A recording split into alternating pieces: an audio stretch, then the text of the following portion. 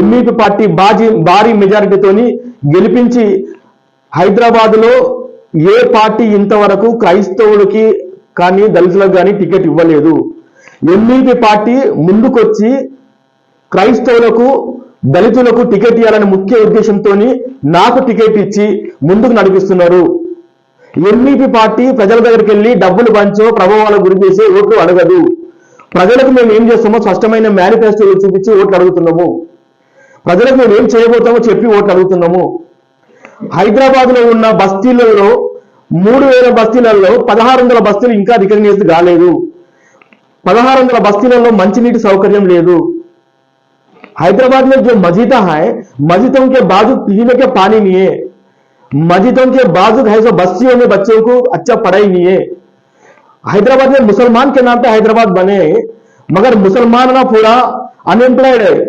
यहाँ के हैदराबाद में एमईपी पार्टी जीते तो हैदराबाद मुसलमानों को 100% हम नौकरी दिलाएंगे, 100% हम लोगों को बिजनेसमैन के लिए तैयार करेंगे.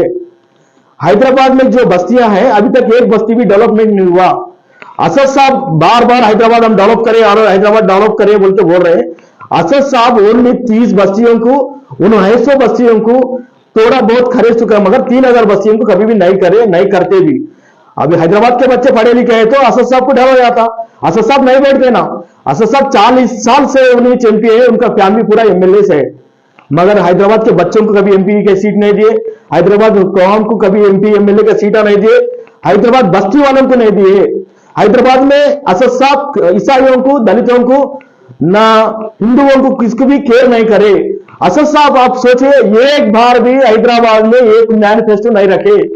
असद साहब आपको मैं सीधा पूछ रहा हूं, आप कितना जना मुसलमानों को आटवा दिलाए, कितना जना मुसलमान बच्चों को कारा दिलाए, कितना जना मुसलमानों को बिजनेसमैन तैयार करे, कितना औरत बच्चों को शादी मुबारक दिलाए.